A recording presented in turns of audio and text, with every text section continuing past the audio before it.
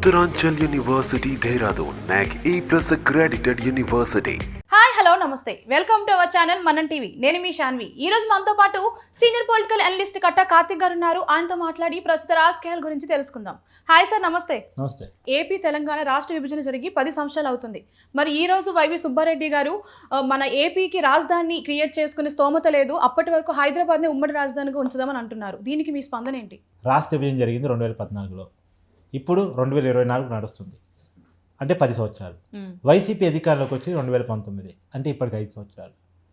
వాస్తవానికి విభజన చట్టంలో ఏపీకి రాజధాని తయారైనంత వరకు ఒక 10 సంవత్సరాల పాటు ఉమ్మడి రాజధానిగా, అంటే పరిపాలన, ఓన్లీ పరిపాలన కోసం, అవును, అన్ని విషయాల్లో కాదు, పరిపాలన సౌలభ్యం కోసం హైదరాబాద్లో ఏపీ కూడా రాజధాని పెట్టుకోవచ్చు, అంటే ఉమ్మడి రాజధానిగా హైదరాబాద్ ఉంచుకోవచ్చు అని చెప్పేసి ఒక సౌలభ్యాన్ని కల్పించడం జరిగింది. ఆ 10 సంవత్సరాల గడువు అయిపోయింది.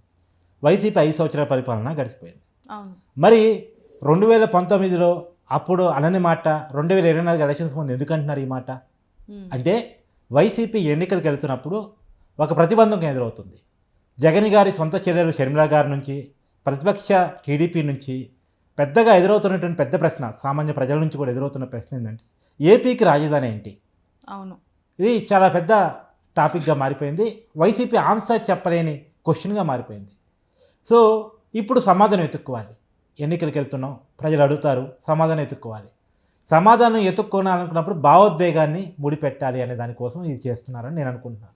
Sentimental politics. ఇటు ఆల్రెడీ ఇక్కడ బీఆర్ఎస్ స్టార్ట్ చేసింది, కృష్ణా నదీ జలాలు కేంద్రాన్ని తీసుకెళ్తున్నారు తెలంగాణలో అని చెప్పేసి. అక్కడ వైసీపీ స్టార్ట్ చేస్తుంది, మనం విభజిత అయ్యాం, అన్యాయం అయిపోయాం, హైదరాబాద్ని ఇంకొన్నాళ్ళు కామన్ క్యాపిటల్గా ఉంచాలని చెప్పేసి. మరి ఇది 2019 ఎందుకు చెప్పలేకపోయావు? ఆ రోజుకి ఆల్రెడీ తాత్కాలిక రాజధాని అయినా, నువ్వు చెప్పిన మాటలో తాత్కాలికమే అనుకుందాం, తాత్కాలిక రాజధానిగా అయినా చంద్రబాబు గారు అమరావతిని కట్టించారు కదా, దాన్ని ఎందుకు కంటిన్యూ చేసుకోలేకపోయావు? సరే, కంటిన్యూ చేసుకోవడానికి ఇష్టం లేదు, 3 రాజధానులు కడతానన్ను, ఎందుకు కట్టలేకపోయావు? 3 రాజధానుల పేరుకు చెప్పావు, వైజాగ్లో పరిపాలనా రాజధాని కడదాం అనుకున్నావు, ఎందుకు కట్టలేకపోయావు?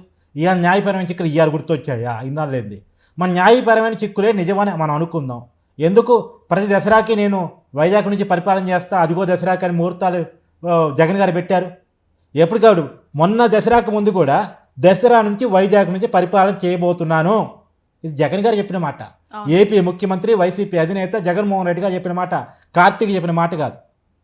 మరి ఈ మాట చెప్పినటువంటి పెద్ద మనిషి అప్పుడు న్యాయపరమైన చిక్కులు గుర్తు రాలేదా పెద్ద మనిషికి? ఇవాళ ఎందుకు పై గుర్తుకొస్తున్న వైసీపీ పార్టీకి? రెండోది, అసలు ఉన్న రాజధానిని కంటిన్యూ చేసుకుంటే కొట్టింది ఎవరు? ఇవాళ కూడా ఏపీకి టెక్నికల్గా రాజధాని ఏంటి అంటే అమరావతి. పార్లమెంట్లో మీకు ఈ క్వశ్చన్ అడిగితే సమాధానం ఏమొచ్చింది? ఏపీకి రాజధాని ఉందా అని అడిగారు ఒక ఎంపీ. ఉంది కదా అమరావతి అని చెప్పేసి కేంద్రం సమాధానం ఇచ్చింది. ఈ రోజుకి టెక్నికల్గా ఏపీకి రాజధాని ఏదైనా ఉందంటే అమరావతి. ఏపీకి రాజధాని ఏదైనా ఎవడు చెప్పాడు? ఏపీకి రాజధాని ఉంది, కానీ దాన్ని రాజధానిగా గుర్తించే పరిస్థితుల్లో అధికారంలో ఉన్న రాజకీయ పార్టీ లేదు. దాన్ని రాజధానిగా డెవలప్ చేసుకునే పరిస్థితుల్లో అధికారంలో ఉన్న రాజకీయ పార్టీ లేదు.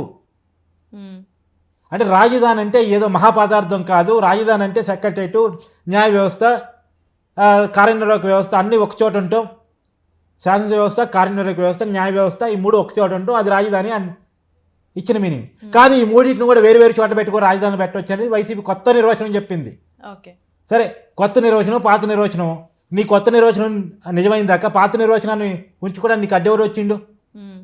హైకోర్టుకి తాత్కాలిక, నీ దృష్టిలో తాత్కాలిక బిల్డింగ్ కట్టుంది, ఇప్పుడు హైకోర్టు నడుస్తుందిగా, నడవకుండా ఎవరు అడ్డుకోలేదుగా, శాసన వ్యవస్థ నడుస్తుందిగా. అసెంబ్లీ ప్రతిసారి పెట్టుకున్నావు, మన బడ్జెట్ సమావేశాలు కూడా బడ్జెట్ కూడా పెట్టావు అదే అసెంబ్లీ నుంచి.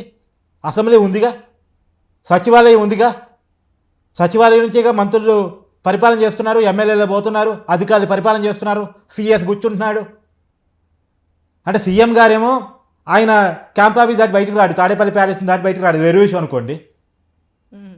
అవసరం తిరుపతినైనా తాడేపల్లి ప్యాలెస్లో కట్టేసుకుంటాడు, కానీ ఆయన బయటకు రాడు. సీఎం బయటకు రాడు, పక్కన పెట్టండి. అధికారులు సచివాలయం పోతున్నారుగా. సచివాలయం ఉంది, న్యాయ వ్యవస్థ ఉంది, అంటే హైకోర్టు ఉంది, అసెంబ్లీ ఉంది, అన్నీ ఉన్నాయి, కానీ అల్లు నొట్ట సేను ఉంది. అంటే పరిపాలించే వాడి దృష్టిలో పరిపాలించాలనే దృష్టి లేదు. ఏపీ ప్రజలకి పరిపాలన ఒక రాజధాని కేంద్రంగా అందించాలని లేదు. మరి ఈ రాజధాని స్థాపించడానికి 5 సంవత్సరాలు ఏం చేశారంటారు? అంటే ఇప్పుడు నా బేసిక్ క్వశ్చన్ కూడా అదే సేని, అదే నా బేసిక్ క్వశ్చన్ కూడా అదే.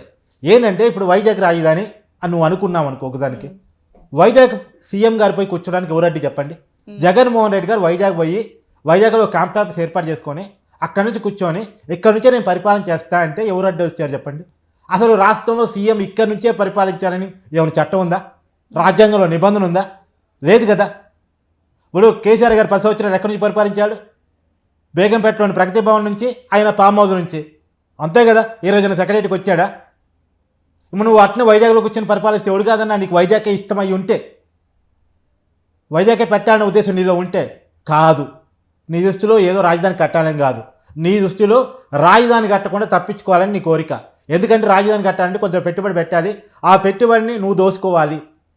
ఆ పెట్టుబడి పెడితే ఎట్ట దోసుకోవడం ఎట్ట? ఏం లేదు, ఉన్న ప్రతి డబ్బుని బటన్ రూపంలో నొక్కటం, ప్రజల అకౌంట్లో కొంత వేయటం, స్కాములు చేయటం. ఓకే, ఇది తప్ప ఒక 5 సంవత్సరాల పరిపాలన కాలంలో రోడ్లు వేసింది, రాజధాని కట్టింది, ఉద్యోగాలు ఇచ్చింది, కంపెనీలు తీసుకొచ్చింది ఏమీ లేవు. ఇవాళ ఈ క్వశ్చన్లు ప్రజల నుంచి వస్తున్నాయి. ఎన్ని సర్వేలు చేయించుకున్నా, వైసీపీ ఇంటర్నల్ సర్వే చేయించుకుంది, ఇండియా టుడే సర్వే చేసింది, ఈవెన్ వాళ్ళ కోసం సర్వే చేసిన టైమ్స్ నో కూడా మొన్నటేమో 24 నుంచి 25 స్థానాలు వస్తాయని చెప్తుంది ఎంపీలు. మొన్న రీసెంట్గా ఇచ్చిన సర్వేలో 19 స్థానాలు వస్తాయని చెప్తుంది. మళ్ళీ ఇంకో 4 రోజుల సర్వే చేస్తే ఇంకేం వస్తావు? అంటే రోజు రోజుకి పరిస్థితుల మార్పులు వస్తున్నాయి, ప్రజల వ్యతిరేకత వస్తుంది, సమాధానం చెప్పలేని ప్రశ్నలు ఎదురవుతూ ఉన్నాయి. ఎమ్మెల్యేలు బయట తిరిగే పరిస్థితి లేదు. వైసీపీ ఇంటర్నల్ అధికారంలోని ఎమ్మెల్యేలు సీట్ ఇస్తామంటున్నా, నాకు నీ సీటు వద్దు, నీ పార్టీ వద్దు, దండం పెట్టి బయటకు వెళ్ళిపోతున్నారు. అదే కదా వసంత కృష్ణప్రసాద్ సమస్య. జగన్ నమ్ముకున్న వాళ్ళు ఆల రామకృష్ణారెడ్డి గారు, కాపు రామచంద్రారెడ్డి గారు, షర్మిల గారు చేయగొడుతున్నారు. కాంగ్రెస్ పార్టీకి ఏపీలో కాంగ్రెస్ పార్టీ తరఫు మళ్ళా గెలవలేము అని తెలిసినా సరే, వాళ్ళు తెలుసు ఈరోజు మళ్ళీ కాంగ్రెస్ పార్టీ గుర్తు మీద పోటీ చేస్తే గెలవలేము, కాంగ్రెస్ పార్టీ ఏపీలో ఏమీ లేదు, కాంగ్రెస్ పార్టీకి ఉంది 1% ఓట్ బ్యాంక్. వాళ్ళు తెలుసు, తెలియని చిన్నపిల్లగాలు కాదు, ఆల్రెడీ ఎమ్మెల్యేలు వాళ్ళు. కానీ జగన్ గారి దగ్గర ఉండటం ఇష్టం లేదు, ఆయన వాళ్ళని మోసం చేశాడని ఫీలింగ్లో ఉన్నారు. ఇక్కడ వైసీపీ మళ్ళీ తిరిగి అధికారంలో రాదని ఫీలింగ్లో ఉన్నారు. అధికార పార్టీ 151 మంది ఎమ్మెల్యేలతో గెలిచిన పార్టీ ఎమ్మెల్సీ ఎన్నికలు పోటీ చేస్తే అధికార పార్టీ అంత పెద్ద మెజార్టీ, హ్యూజ్ మెజార్టీ ఉన్న పార్టీ నుంచి ఒక 5-6 ఎమ్మెల్యేలపై ప్రతిపక్షాన్ని కోటేస్తారా? అది అధికార పార్టీకి అంత చెంపచేటు. ఎమ్మెల్యేలకు కూడా అధికార పార్టీ అంటే ఇష్టం లేదని అర్థం కదా. ఆ రోజుకి అభ్యర్థులు మారుస్తారని తెలీదు, ఆ రోజుకి ఇంత వ్యతిరేకత మళ్ళీ వైసీపీ రాదని అనుకోవడం కాదు, కానీ ఎమ్మెల్యేలను పట్టించుకోవట్లేదు, మాకు ఇక్కడ గుర్తింపు లేదనే బాధ. అదే కదా జగన్ కోసం మొట్టమొదటి రాజీనామా చేసిన మేకపాటి చంద్రశేఖర్ రెడ్డి గారి కాడ నుంచి సీనియర్ మాజీ నాయకులు రాజశేఖర రెడ్డి గారి క్యాబినెట్లో మంత్రిగా పనిచేసినటువంటి ఆనో నామినేని వరకు, జగన్ని నమ్ముకొని జగన్ కోసమే జీవితం అనుకున్న కోటరెడ్డి శ్రీధర్ రెడ్డి గారి వరకు అదే కదా సమస్య. ఇప్పుడు రాజధాని ఫామ్ చేసుకోవడానికి స్తోమత లేదు అంటున్నారు. అసలు రాజధాని ఫామ్ చేయాలంటే స్తోమత ఏం కావాలి? ఒకవేళ హైదరాబాద్ని ఉమ్మడి రాజధానిగా పెట్టాలి అంటే తెలంగాణ యాక్సెప్ట్ చేస్తుందా? ఎందుకు చేస్తారు? అసలు నాకు పెద్ద డౌట్, నీకు 10 సంవత్సరాలు అవకాశం ఇస్తే సరే, 10 సంవత్సరాలు నువ్వు 5 సంవత్సరాలు అధికారంలో వదిలేసాయి, 2019 వరకు వదిలేసాయి. గత 5 సంవత్సరాలు అధికారంలో ఉంది ఎవరు? నువ్వే కదా. నువ్వు 5 సంవత్సరాలు ఎప్పుడన్నా అన్నావా నాకు కూడా హైదరాబాద్లో పార్ట్నర్షిప్ ఉంది, నాకు కూడా హైదరాబాద్లో అవకాశం ఉంది విభజన చట్టం ప్రకారం అని చెప్పి ఈరోజు నాకు మాట్లాడావా? గత 5 సంవత్సరాల్లో నువ్వు మాట్లాడకుండా ఇవాళ ఎన్నికలు వస్తుంది ఎందుకు మాట్లాడావు? నీ టైం అయిపోయిన తర్వాత, అంటే నీకు ఇచ్చిన 10 సంవత్సరాలు టైం అయిపోయిన తర్వాత, నీకు ఇచ్చిన 10 సంవత్సరాలు వాడుకొని నీకు చేత కాలేదు, ఇప్పుడు కొత్తగా నిన్నదాన్ని నిధులు చేసుకొస్తున్నావు. ట్రంప్ నుంచి ఈ రోజు వరకు, అంటే అమెరికా అధ్యక్షుడి ఎన్నికల నుంచి మొదలుపెట్టి ఏపీ ఎన్నికల వరకు, తెలంగాణ ఎలక్షన్, భారతదేశ ఎన్నికలు, మొత్తం సెంటిమెంటల్ పాలిటిక్స్, ఎమోషనల్ బ్లాక్మెయిలింగ్, ప్రజల భావోద్వేగాలతో ఆడుకునే రాజకీయం నడుస్తుంది. ప్రజల్ని ప్రభావితం చేసే మతం, కులం, ప్రాంతం ఏదైతే అది ప్రజల్ని లొంగ తీసుకోవడానికి, ప్రజల్ని ఎమోషనల్ బ్లాక్మెయిల్ చేసుకోవడానికి, ప్రజల్ని ఎమోషనల్గా బ్లాక్మెయిల్ చేసి వాళ్ళ ఓటును వేపించుకోవడానికి కోసం జరుగుతున్నట్టు కుట్ర రాజకీయం. ఏపీ ప్రజలు అమాయకులు కాదు, గుర్తిస్తారు. మోసం ఎల్లకాలం అందరినీ చేయలేరు, కొంతమందిని ఎల్లకాలం చేయొచ్చు, అందరినీ కొంతకాలం చేయొచ్చు, కానీ అందరినీ ఎల్లకాలం ఎవరు మోసం చేయలేరు. మీరు జగన్మోహన్ రెడ్డి గారు గుర్తుపెట్టుకోండి.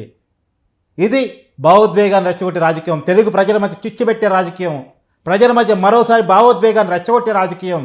ఇక పులుస్తా పెట్టండి. రాష్ట్ర విభజన జరిగి 10 సంవత్సరాలు అయిపోయింది, విభజన చట్టం ఇచ్చిన టైం అయిపోయింది. ఇప్పుడు మీరు ఆ ప్రశ్న లేవనెత్తే అవకాశమే లేదు. మీరు ఆ 2019లో ఈ మాట చెప్పుంటే ఏమన్నా నమ్మేవాళ్ళు ఏపీ ప్రజలు, కానీ ఈరోజు ఎందుకు చెప్తున్నారు? ఇదంతా మళ్ళా కేసీఆర్ వాళ్ళకి ఫ్రెండే. ఓకే కేసీఆర్తో మొన్న కూడా జగన్మోహన్ రెడ్డి గారు కేసీఆర్ గారికి అయితే పరామర్శించారు. మంచి సంబంధాలే ఉన్నాయి, కానీ ఈ రోజు వరకు మాట్లాడకుండా ఈ రోజు మాట్లాడటంలో అంతరం ఏంటి అని చెప్పేసి మాట్లాడుకోవాల్సిన అవసరం కనపడతా ఉంది. Yeah sir, thank you sir.